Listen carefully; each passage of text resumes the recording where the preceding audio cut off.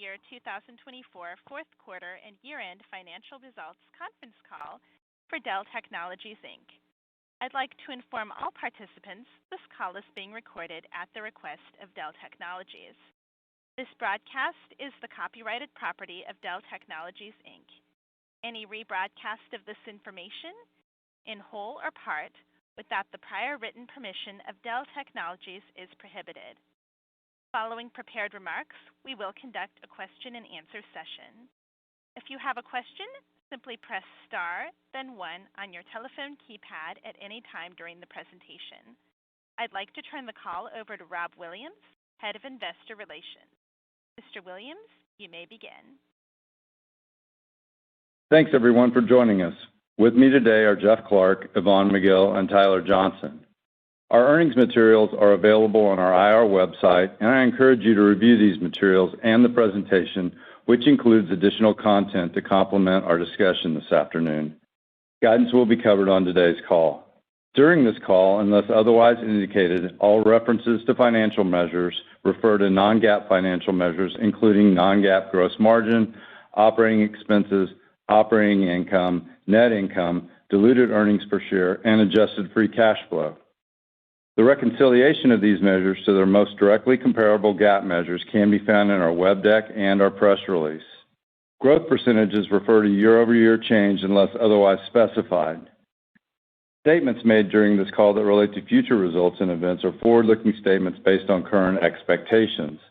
Actual results and events could differ materially from those projected due to a number of risks and uncertainties, which are discussed in our web deck and SEC filings.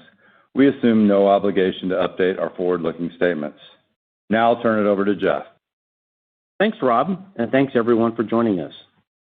As I reflect back on this past year, it's increasingly clear that data and technology are essential to everything our customers do, and Dell is well-positioned to thrive in this environment. Our FY24 revenue was $88.4 billion, with operating income of $7.7 billion and EPS of $7.13. In a year where revenue declined, we maintained our focus on operational excellence, delivering solid earnings per share and outstanding cash flow. FY24 was one of those years that didn't go as planned, but I really like how we navigated it. We showed our grit and determination by quickly adapting to a dynamic market, focusing on what we can control and extending our model into the high-growth AI opportunity. Our operating margin rate improved as we delivered higher gross margins with disciplined operating expense management. We focused on cash and working capital improvements, generating $8.7 billion of cash flow from operations, and we improved our cash conversion cycle to negative 47 days exiting the year, a 15-day improvement. We delivered on our capital allocation commitments, and we have returned $7 billion to shareholders since the initiation of our dividend. Earlier today, we announced an increase to our dividend, which Yvonne will cover in more detail. We have positioned ourselves well in AI. We've already started to benefit from the momentum we're seeing. We saw strong demand continue for our AI-optimized server portfolio, including our flagship PowerEdge XE9680, which remains the fastest-ramping solution in company history. We have just started to touch the AI opportunities ahead of us, including broader adoption of AI by enterprise customers and the projected growth in unstructured data where we are well-positioned with industry-leading storage solutions. We believe the long-term AI action is on-prem, where customers can keep their data and intellectual property safe and secure. PCs will become even more essential as most day-to-day work with AI will be done on the PC. We remain excited about the long-term opportunity in our CSG business. Look for us to make a number of new product and solution announcements at Dell Technology World in May that will help customers get started with AI and make it easy. Turning to Q4, we saw positive signs in the business as we exited the year, but enterprise and large customers remain cautious with their spend. Our Q4 execution was solid given the environment, with ISG faring better than CSG. We delivered revenue of $22.3 billion with strong profitability and cash flow. Operating income was $2.1 billion, diluted EPS was $2.20, and cash flow from operations was $1.5 billion. In ISG, traditional server demand grew year-over-year and a third consecutive quarter of sequential growth, and storage demand grew above normal seasonality, though down year-over-year as expected. Storage recovery typically lags servers by a couple of quarters. Our strong momentum in the AI build-out continues as we believe Dell is uniquely positioned with our broad portfolio to help customers build Gen AI solutions that meet their performance, cost, and security requirements. In Q4, we saw strength across a wider range of customers and geographies with an expanding pipeline. AI-optimized server orders increased by nearly 40% sequentially. We shipped $800 million of AI-optimized servers, and our backlog nearly doubled sequentially, exiting the fiscal year at $2.9 billion. Demand continues to outpace GPU supply, though we are seeing H100 lead times improving. We are also seeing strong interest in orders for AI-optimized servers equipped with the next generation of AI GPUs, including the H200 and the MI300X. Most customers are still in the early stages of their AI journey, and they are very interested in what we are doing at Dell. We are helping them get started and work through their use cases, data preparation, training, and infrastructure requirements. They appreciate our perspective, our collaborative approach, and the capabilities we can provide to help them create holistic AI solutions, including our end-to-end portfolio, engagement with our engineering teams, consulting services, and financing options. Progress in this space won't always be linear, but we are excited about the opportunity ahead. In CSG, we remain optimistic about the coming PC refresh cycle as the PC install base continues to age, Windows 10 reaches end of life later next year, and the industry makes advances in AI-enabled architectures and software applications. In Q4, we maintained pricing discipline and managed our costs well in an increasingly competitive environment, delivering solid operating margins. In the near term, the PC market is still soft, and we expect the recovery to push into the second half as enterprise and large customers remain cautious with their spend. We will continue to execute our CSG strategy, which has served us well across various economic cycles, focusing on commercial and high-end consumer with a strong attached motion. As we enter FY25, our strategy remains simple. We are leveraging our strengths to extend our leadership positions and turning new opportunities into incremental growth. We are well-positioned with our unique operating model and a number of tailwinds. We are driving a disproportionate level of AI server growth, fueled by our technology leadership, engineering expertise, service capabilities, and our traditional server business is gaining momentum. Our storage business will benefit from the exponential growth expected in unstructured data, and we are bullish on the coming PC refresh cycle where we are well-positioned. We are optimistic about FY25 and expect a return to growth above our long-term framework. Now over to Yvonne for more details about Q4. Thanks, Jeff. In Q4, we delivered revenue of $22.3 billion, down 11%, with strong gross margins and lower operating expense. Gross margin was $5.5 billion and 24.5% of revenue, up 70 basis points, with a mix shift to ISG. We saw increased pricing pressure in Q4 in PCs and servers, but remained focused on profitable opportunities, and we will continue to maintain that discipline and focus going forward. Operating expense was almost $500 million lower than this time last year at $3.3 billion, or 14.9% of revenue, down 12% as we actively manage our overall spend. Operating income was 9.6% of revenue and $2.1 billion, down 1%, with lower operating expense and an increase in our gross margin rate, largely offsetting the revenue decline. Q4 net income was $1.6 billion, up 22%, driven by a lower tax rate and lower I&O. Diluted EPS was $2.20, up 22%. ISG revenue was $9.3 billion, down 6% and up 10% sequentially. Servers and networking revenue was $4.9 billion, down 2% year-over-year and up 4% sequentially. Server order growth was strong, with the majority of our AI-optimized server orders going into backlog. Our AI mix of server demand increased again sequentially, given strong customer interest in Gen AI. We delivered storage revenue of $4.5 billion, down 10% year over year and up 16% sequentially, with better profitability as we increased our mix of proprietary storage software. Demand improved sequentially across the storage portfolio above our normal seasonality. ISG operating income was 15.3% of revenue and $1.4 billion, down 7%, driven by a decline in revenue and a lower gross margin rate, given the higher AI-optimized server mix, partially offset by lower operating expense. Our Q4 CSG revenue was $11.7 billion, down 12%, largely driven by a decline in units. Commercial and consumer revenue were $9.6 billion and $2.2 billion, respectively. CSG operating income was $0.7 billion, or 6.2% of revenue.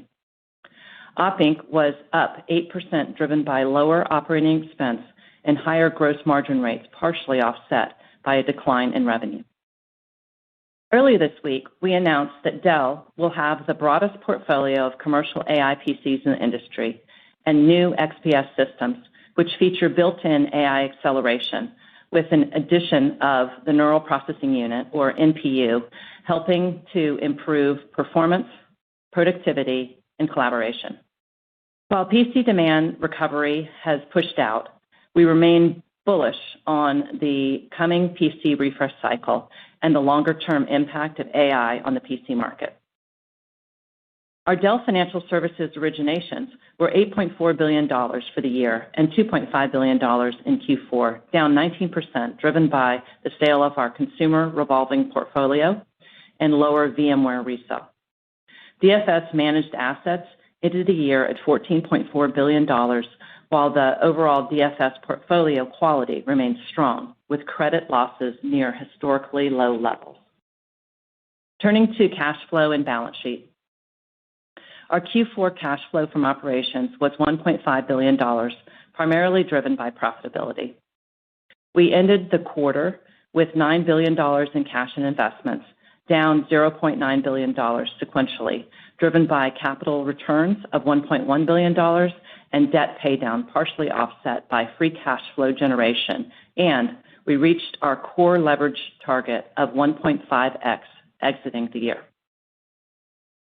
During the quarter, we repurchased 11.2 million shares of stock at an average price of $74.67 and paid a 37-cent per share quarterly dividend.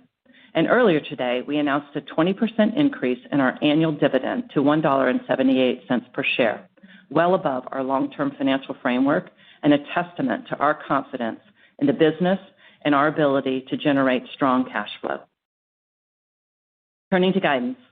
There are several trends that give us confidence in our view of FY25. First, the momentum around AI. Second, the improvement we're seeing in traditional servers. And third, the aging PC install base that is due for a refresh. The macro environment, however, is leading customers to be more thoughtful about their infrastructure budgets, particularly in the first half. Against that backdrop, we expect Dell Technologies FY25 revenue to be in the range of $91 and $95 billion, with a midpoint of $93 billion and 5% growth, above our long-term value creation framework. We expect ISG to grow in the mid-teens, fueled by AI, with a return to growth in traditional servers and storage, and our CSG business to grow in the low single digits for the year. We expect the combination of ISG and CSG to grow 8% at the midpoint, offset by a decline in other businesses. Given the higher mix of AI-optimized servers, inflationary input costs, and the current competitive environment, we do expect our gross margin rate to decline roughly 100 basis points. We'll maintain our cost discipline and expect OpEx to be roughly flat. We expect I&O of roughly $1.4 billion. Diluted non-GAAP EPS is expected to be $7.50 plus or minus 25 cents, up 5% at the midpoint, assuming an annual non-GAAP tax rate of 18%. For Q1 of fiscal 25, we expect Dell Technologies revenue to be in the range of $21 and $22 billion, with a midpoint of $21.5 billion, up 3%. We expect the combination of ISG and CSG to grow 5% at the midpoint, with ISG up in the mid to high teens. Gross margin rate will be lower sequentially given seasonally lower storage mix and a higher AI-optimized server mix. OpEx will be up slightly with typical seasonality. Q1 diluted share count should be between 723 and 727 million shares. Diluted non-GAAP EPS is expected to be $1.15 plus or minus 10 cents. In closing, we are optimistic and expect a return to growth in FY25 and beyond with a number of tailwinds.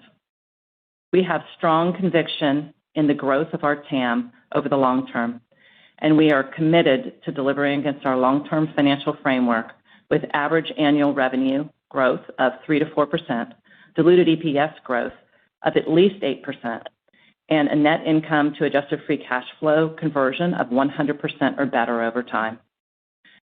We are also committed to returning 80% or more of our adjusted free cash flow to shareholders over the long term. We're excited about the future and confident in our ability to create meaningful long-term value for all our key stakeholders. Now, I'll turn it back to Rob to begin Q&A.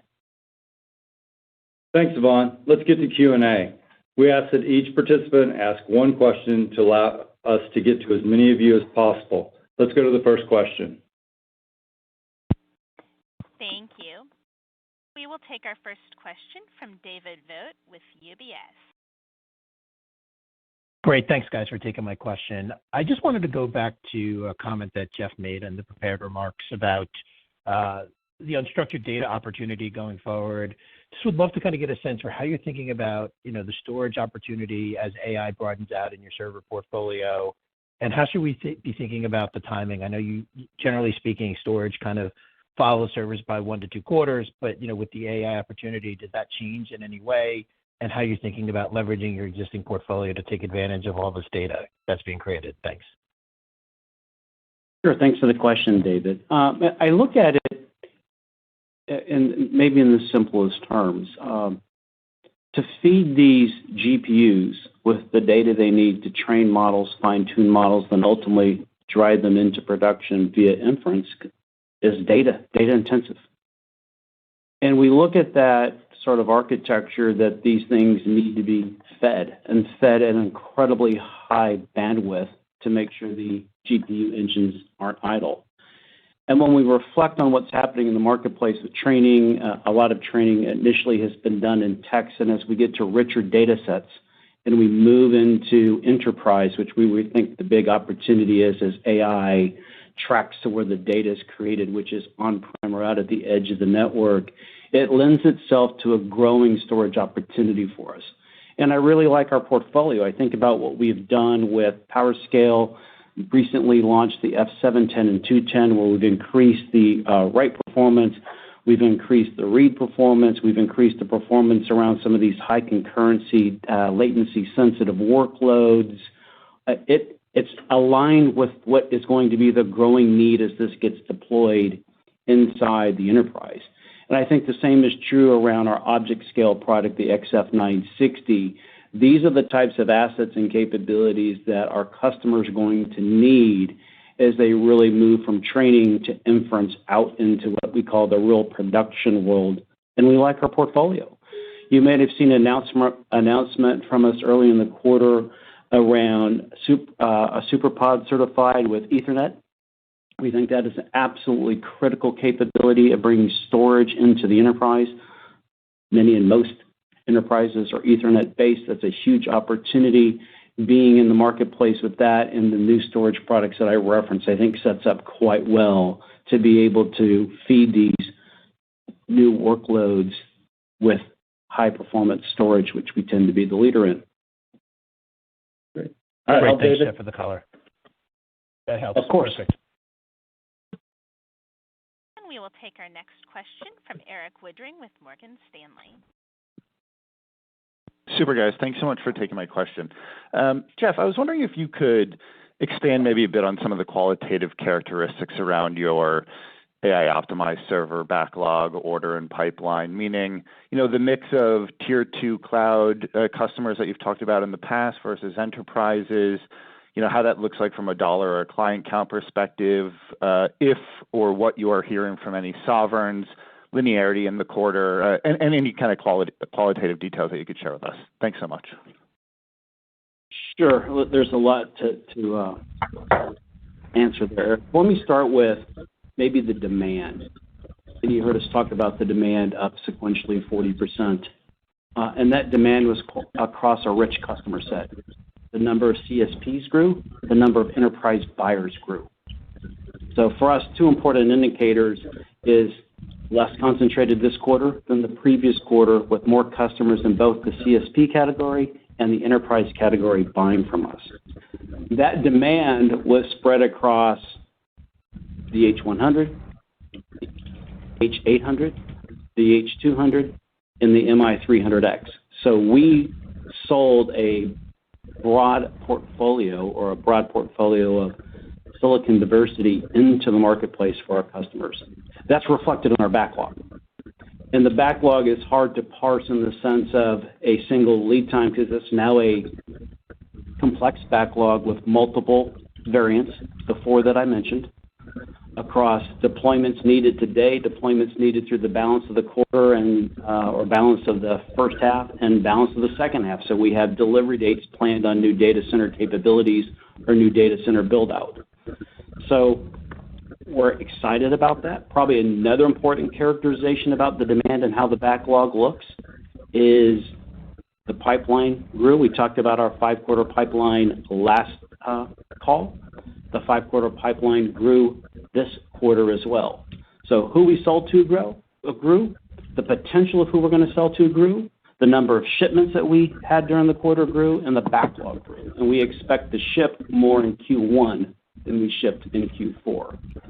I hope that was the color that you're looking for. And maybe the last part of your question is there's certainly a lot of energy and opportunity around these emerging nation-state opportunities, building out AI and rebuilding their economies around these modern technologies. We believe we're in those discussions. We believe that's a very untapped opportunity in the marketplace, and we're certainly, with our geographic coverage and our go-to-market coverage, believe we're in the game.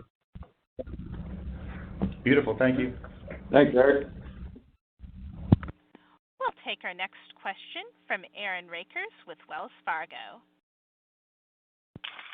Yeah, thanks for taking the question and congrats on the good results. I guess getting away from maybe the AI, because I'm sure a lot of people are focused there, but I'm curious in your comments on the traditional server market.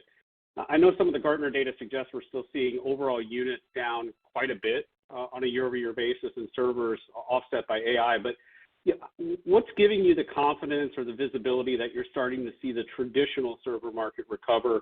And just, any thoughts on the pace of that as we look through the calendar year? Well, maybe a couple of data points, I'm sure Yvonne will add to this. But I think we mentioned in our talking point the traditional server business grew year over year in demand in Q4. It was the third consecutive quarter of sequential growth. We look into the pipeline of the coming year, and it continues to improve. This is the longest digestion period that I can recollect in this industry. Everything is setting up for an investment in traditional servers to run traditional server workloads, which are very different than these accelerated AI workloads. So our line of sight into what our customers need gives us confidence that we believe that traditional servers are recovering. The question will be rate and what rate will they recover, but we're optimistic. A long digestion period, those workloads still very important, running mission-critical workloads in many of our largest customers all the way down to small and medium businesses.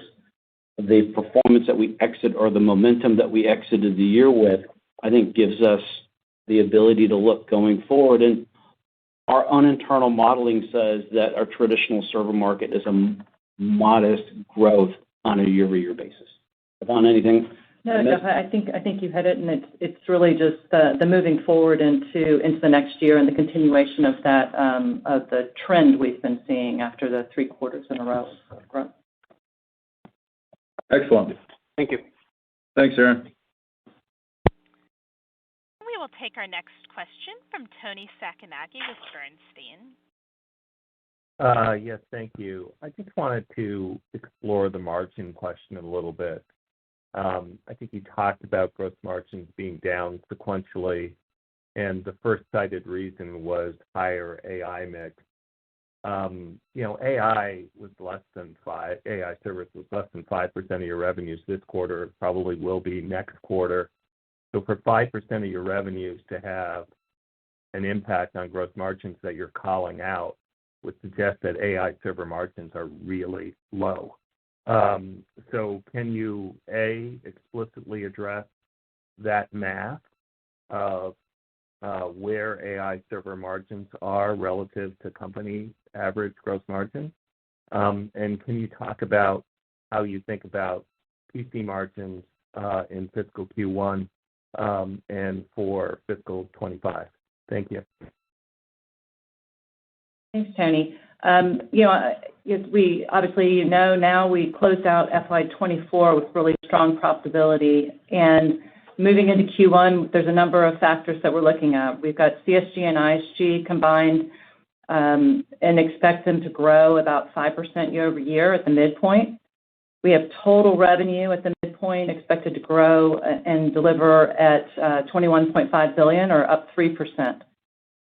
ISG is expected to grow in the teens, driven by traditional and AI servers.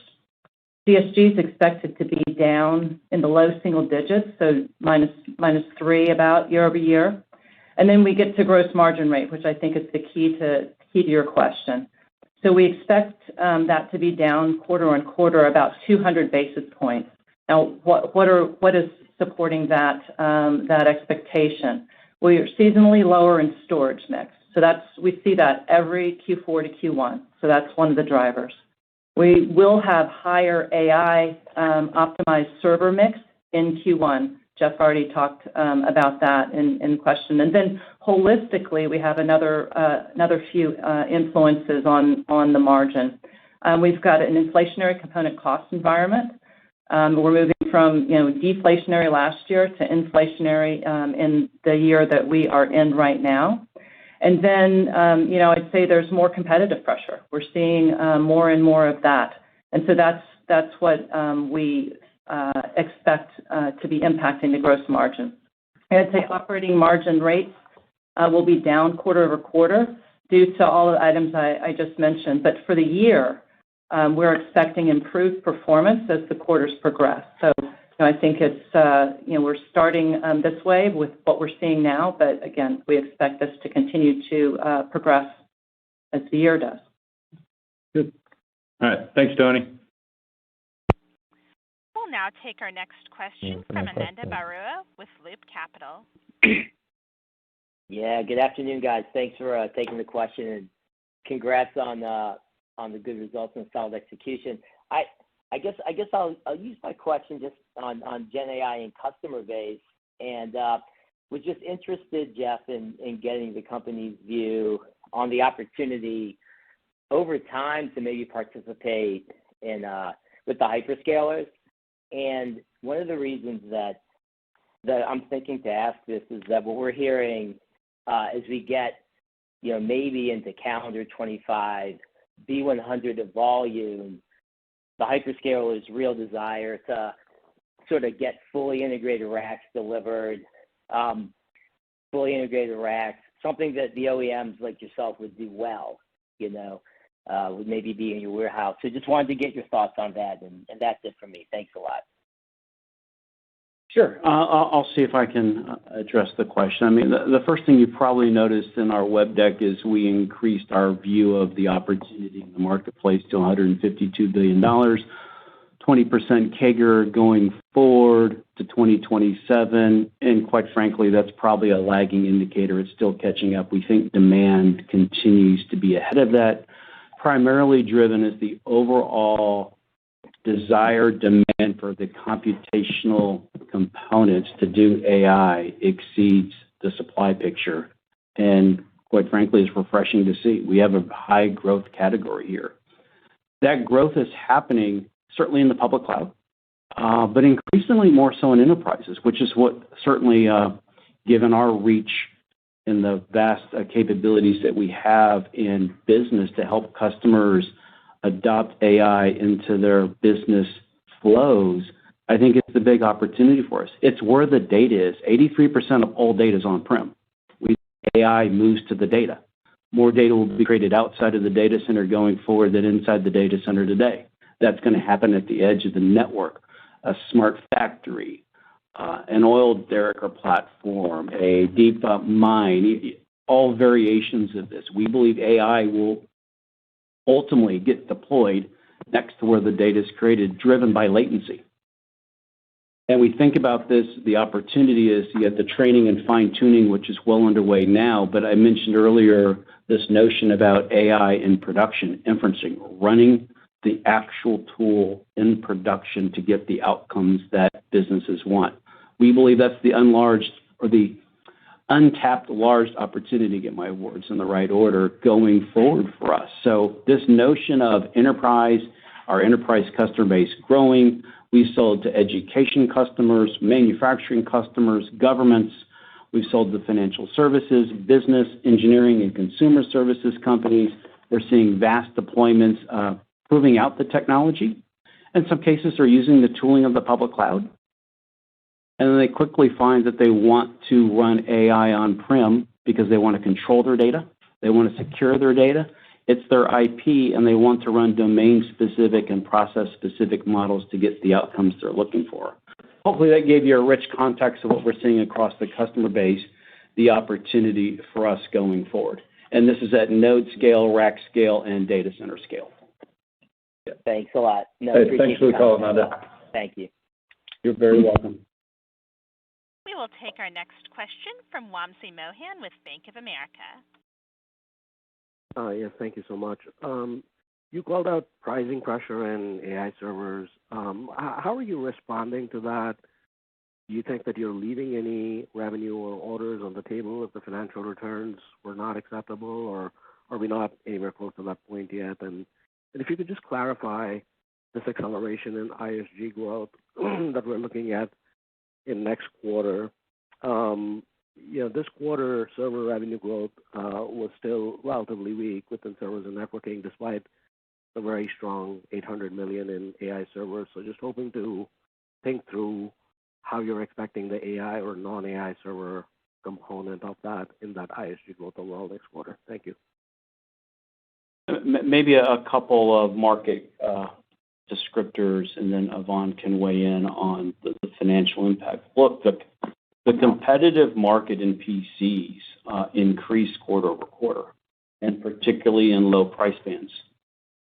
So when we made remarks about us being selective or focusing on profitability, that's how to decode it in the PC business, is that the sub $500 market opportunity is certainly less profitable, and we were much more guarded of how much we participated in that, which led to our share. We actually took share in mid-range and high-end price bands in mature markets.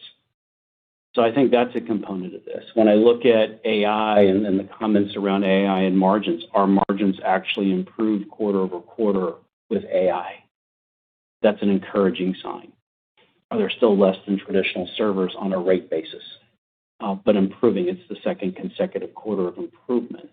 So that's some color about what's happening in the marketplace. We did see in traditional servers that in large bids, the competitiveness did increase quarter over quarter in Q4. We expect that to continue. That's not uncommon. Yvonne?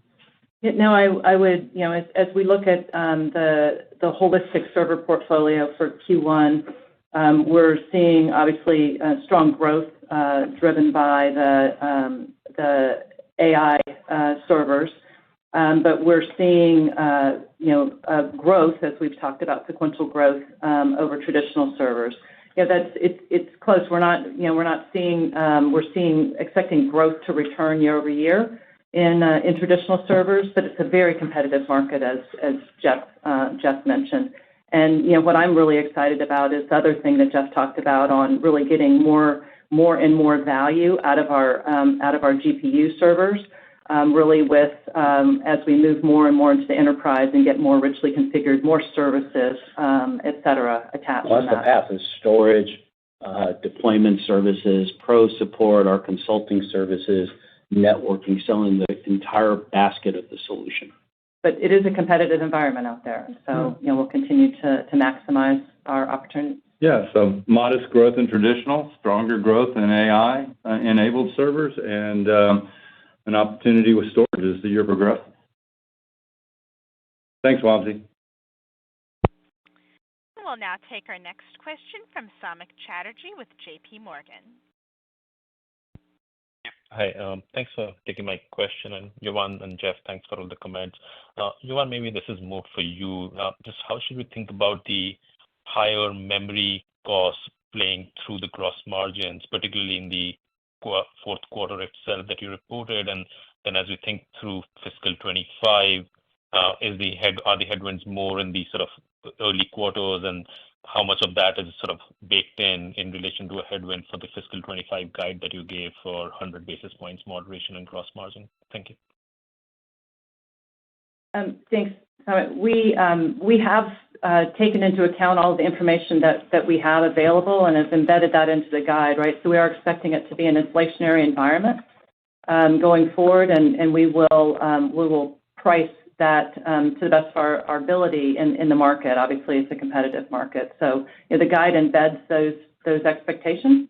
And I don't know if Jeff, there's anything else you would add to that holistically. Not at all. With what we know, we have planned that into the guidance that we provided both for the quarter and the year. So. And how we're pricing deals. We have visibility to it, and we're doing what we need to do to maximize our profitability. Good. Thanks, Samik. And we will now take our next question from Amit Daryanani with Evercore.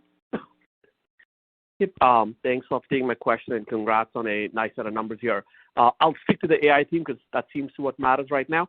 And so, Jeff, as you think about sort of the AI backlog of $2.9 billion that you're sitting on, I guess how do you think about that converting to revenue? Sort of what's the cadence to convert that to revenues as you go forward? And then as you folks have talked about this mid-teens growth in ISG, could you maybe parse out and tell us how much you think will be storage versus traditional servers versus what is going to be driven by the AI servers for the whole fiscal 25? Thank you. Well, Amit, there's no easy answer to your question because the backlog is a mixed array, as I mentioned earlier, of H100s, H200s, H800s, as well as MI300Xs with varying supply commitments and varying delivery commitments, as well as converting new demand of this 5-quarter pipeline that I just mentioned. We believe we will ship more in Q1 than we shipped in Q4. As we look forward in our annual guidance, Yvonne has our best estimate of our demand and fulfillment of that demand that we've put into the annual guidance.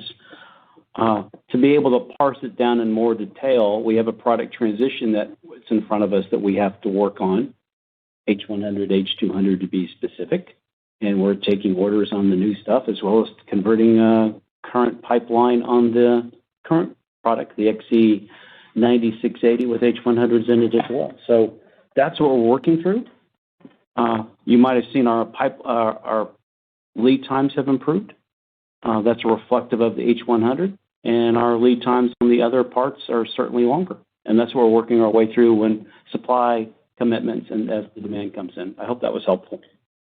Yeah, I might add, from a traditional server standpoint, we're expecting modest growth, so growth in the upcoming year. AI servers certainly a very strong growth, especially from a year-over-year standpoint. And then storage, we'll lag a bit, but we expect tailwinds as the year progresses in the storage portfolio.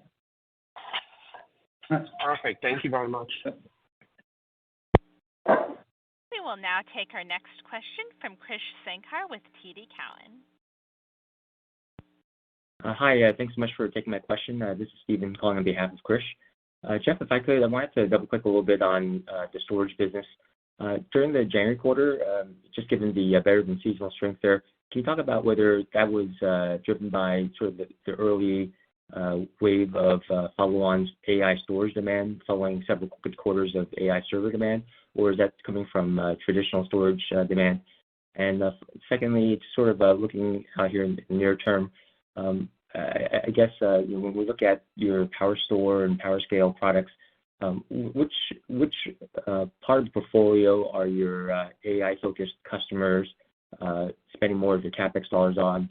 And any thoughts on, for every dollar server, AI server being spent, is it like 50 cents or 75 cents or another dollar of incremental AI storage spending for the down the line?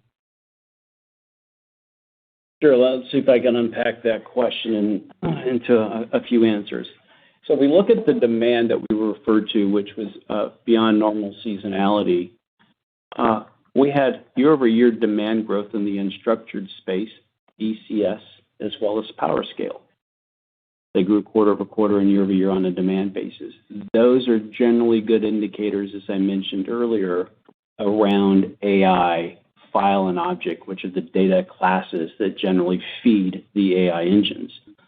So when I think about AI and the now new products that I mentioned earlier with better read and write performance, better coherency performance in these complex workloads, better density, the 710 or F710 to be specific, and F210 on PowerScale, and the Object Scale XF960, those are the types of products that go into these AI workloads. Our progress in traditional storage was good too. We were ahead of our normal seasonality of what we would expected from Q3 to Q4 across our traditional storage business. Although we commented this in our talking points, it was down year-over-year, but better than we expected across mid-range, across our data protection products and our high-end storage products. And then if I think long-term going forward, as we look at the opportunity, and again, we referenced the $152 billion in our web deck, we've done some analysis that's available out in the public domain, but we're looking at an opportunity where every dollar that is for a AI server, GPU server, there's $2 to growing $3 of professional services around that, networking around that, storage around that. I won't parse it down specifically, but what's really important is there's a drag that the opportunity in the marketplace continues to grow, not only around the computational asset itself, but the network fabric that it's needed, the storage subsystem to feed it, and then ultimately the professional services to help customers deploy it, but more importantly, figure out where their data is, how to prepare the data, and then ultimately one of our additional value propositions across that whole spectrum is a financing arm. So the ability to provide the infrastructure of all types, the ability to provide services around that, and then the financing around it, we believe is very much part of our differentiation in the marketplace, particularly as this scales to the enterprise. Okay. Thanks for the question, Stephen. And your next question comes from the line of Stephen Fox with Fox Advisors. Hi, good afternoon. I guess, Jeff, just to follow up on that, I understand the traditional lag between storage and servers, but it seems like based on everything you said, there's a chance that storage continues to have a little bit more momentum near term relative to servers. I guess what am I missing in that, I guess, between going from inference to production type of workloads and seeing some of that extra $2 to $3? Like, why wouldn't we expect better server growth, rather better storage growth quicker this year, fiscal year? Thanks. Well, we believe we reflected that in our guidance for the year in ISG. The opportunities as the richer data sets that are beyond text. Text today isn't very data intensive and can be compressed quite efficiently.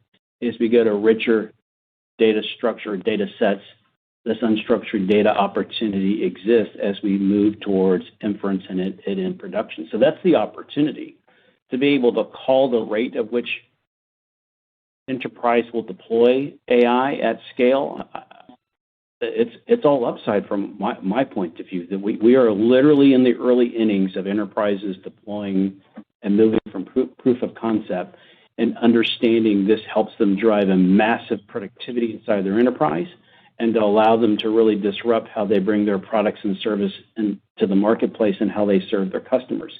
Just like we are internally, many customers are going through understanding that and building their agendas. And this is a multi-year cycle. We believe that's the opportunity here. We've said publicly the productivity benefit alone is a once in a generation or once in a several generation productivity uplift. And then the ability to think about how you build products and build your services to serve your customers. There's tremendous capability here that we believe enterprises are in their early characterization and understanding. And it's a long deployment cycle that we believe will benefit from and that we're leading the industry in. That's helpful. Thanks for the question, Steve. Appreciate it. Of course. We will take our next question from Asiya Merchant with Citigroup. Hey, thank you very much for taking my question. Great results, by the way. Just a quick question. I know you guys refreshed sort of your AI TAM as part of this presentation. Just the questions that I get from investors, as you think about the 150 billion TAM that you guys are highlighting now in 27, given Dell's share in storage, obviously your mainstream server share and overall share TAM in servers, how do you guys think about your share in this 152 billion market by 27? Should we assume the share that you guys have now for servers and storage translates itself into the 150 billion share TAM equivalent? Thank you. Well, that's an interesting question. The inside baseball view here is we are leading the market, and we continue to expect to lead the market with our broad capabilities going forward. I believe it's reasonable that how we think about this internally, that we have our target set on having a larger percentage of this market than we do in our traditional marketplaces. That's inclusive of the PC. I think one of the things, again, I think it makes us special and different here. We can reach a large set of customers from the smallest businesses in the world to the largest multinationals in the world. We can service the CSPs. We can bring them the hardware, the GPU servers, in the future, our AI PC, so all the way out to the edge. We have a broad range of network fabric. We have the storage portfolio that's unmatched in the industry. Our 30,000+ service organizations with its service organization, with the consultant and professional services organization that we have, servicing in 180 different countries, allows us incredible breadth to reach customers to deploy this gear wherever they might have it.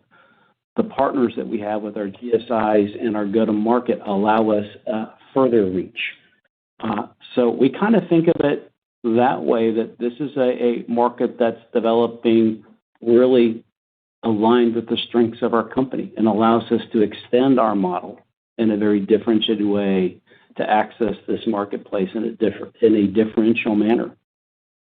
Not to mention, I won't be shocked I said this, that I think our engineering capabilities here are pretty unmatched, and this stuff is really hard. To tune these models, to build clusters, to get every ounce of performance that you're paying for is real engineering work, and we believe we have the engineering scale to help many customers do this. Great. Thank you. You're welcome. We will take our next question from Simon Leopold with Raymond James. Thanks for taking the question. I wanted to see if you could give us a little bit of insight from your perspective of what's going on in various verticals or geographies. So we've really been sort of tackling things sounding a little bit better on traditional and storage, but I'm just wondering if there's any nuance as to where it's coming from either market verticals, market geographies, what's getting better. Thank you. Simon, was that an AI-specific question or broadly across the business? Yeah, broadly across the business. I really trying to get a sense of what's influencing the business most apart from this focus on AI? Well, sure. I'll try to be clear with that. Yvonne will help me along the journey here. Well, we talked about PCs as clearly a cycle where there's caution. You've seen that reflected in our performance and our upcoming guidance. So PCs isn't an area where we're seeing the upside yet. Do I expect the PC market to be bigger in calendar 24 than 23? Yes. Do I think the PC market is likely bigger in the second half of 24 than it is in the first half? Absolutely so. Hence our remarks that we believe the opportunity in PCs is second half driven. That is primarily a result of an aging install base. It's never been bigger and older than it is today. We have a version of Windows that's retiring, and we have hardware-enabled AI PCs with an application base coming that should make it an exciting opportunity to own an AI PC. So that's sort of how that one plays out. We talked about traditional servers. There's momentum there. 3 consecutive quarters of sequential growth in demand. First quarter in a long time of year-over-year demand growth. We exit with good momentum. We tried to reflect that in our guidance. That is in all geographies. Storage, better than we planned. It was good to see. That was across the unstructured products, as I mentioned, that actually grew demand year-over-year and quarter-over-quarter, and our mid-range data protection class products and our high-end products that performed better than we expected on a quarter-over-quarter basis. Yvonne reflected that in our guidance. That uplift in Q4 comes down in Q1. That's one of the challenges we have when we talk about the storage mix is changing in Q1 over Q4. And then there's just the tremendous uplift with AI. That is clearly the opportunity. It's large, and we believe we're disproportionately participating in it. And it's an exciting category, and that's driving tremendous momentum for us. Yvonne, would you know what I missed? I think you covered it well. We're expecting really growth across the portfolio and across the globe as the year progresses. Yeah, and then clearly, Simon, from a vertical standpoint, small business, medium business starting to come back. Public has been strong this year. Federal's been strong. And the education business has been strong. What we're really waiting on is that large corporate, global multinational enterprise business. And it's natural, I think, for them to be a little bit cautious given the macroeconomic, geopolitical, and interest rate environment that we found ourselves in over the last several quarters. So that's the verticals that we're really looking forward to come back later this year. And as you know, that's kind of a sweet spot for Dell from a customer standpoint. So appreciate your question. We will take our next question from Ben Reitzes with Melius Research. Hey, guys. Thanks a lot. Jeff and Yvonne, how confident are you that you're going to get enough GPUs to grow from about a 1 billion level in AI servers in the first quarter? And then, Jeff, if you don't mind, can you just give us some more color on what you're excited about? I mean, do you feel like the H200 is a multi-quarter cycle? The B100, do you feel like you're going to get them and be able to drive that into 2025? And any color on AMD and your early momentum there would be appreciated. Thanks a lot. Hey, Ben, let me try to work my way through look, it's our job in the Dell supply chain to get the supply that is aligned with our demand. I think others have commented. I'll make our comment. The demand for these things is in excess of the supply. That continues certainly into next year.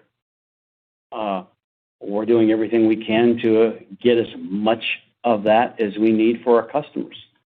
The methodology and allocation hasn't materially changed. We understand that. We're working that, and we'll continue to do so. I like what we've been able to accomplish thus far.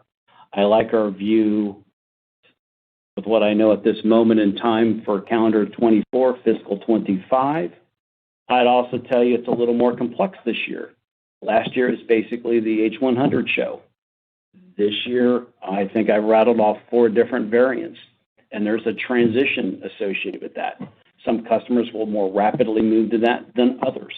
We have to manage through that, and it's reflected in our pipeline and our pipeline conversion, and ultimately our backlog and what we call inside the company our delivery date schedules of what commitments we've made to different customers. We understand that. We know when we need the parts. We work through that. This easily continues to next year. I don't see any line of sight that changes it. We're excited about what's happening with the H200 and its performance improvement. We're excited about what happens with the B100 and the B100 and the B200. And we think that's where there's actually another opportunity to distinguish engineering competence. Our characterization in the thermal size, you really don't need direct liquid cooling till you get to the energy density of 1,000 watts per GPU.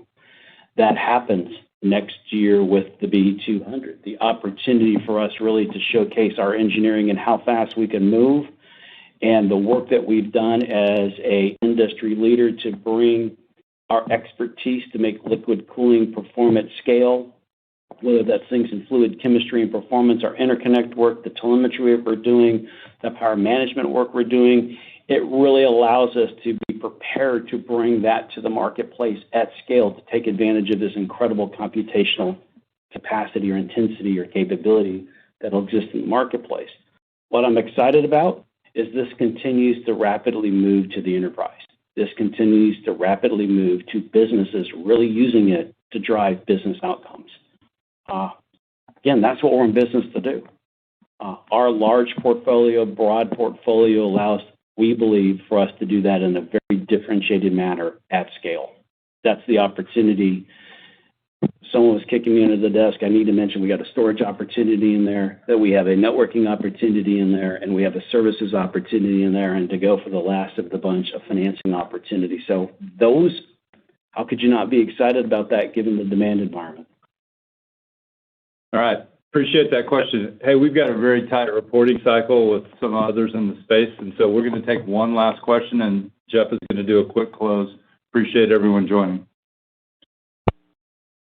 We'll now take our final question from Michael Ng with Goldman Sachs. Hey, good afternoon. Thanks for squeezing me in. I just had a question on the full year guidance. Could you talk about how you're thinking about the segment margins relative to their respective long-term ranges, and any swing factors that may cause performance towards the higher end or the lower end? Thank you. Sure.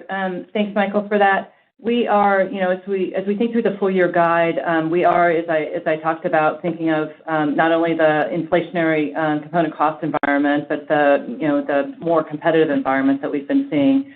We are expecting. We've talked about the dilutive rate impact within ISG of our AI optimized servers, and so as we play that through, we're looking to have better performance holistically at a company level, but I think it will be different by quarter, and especially with the mix we're seeing from an AI standpoint. Jeff just talked about all of the variants that are at play, and so expecting expecting improvement as the year progresses from a margin standpoint, but it'll be quite dynamic with the component cost environment and the competitive environment. So with that, let me wrap up the call. We clearly have AI momentum. With our engineering, services, and financing expertise, we are well positioned to continue to grow.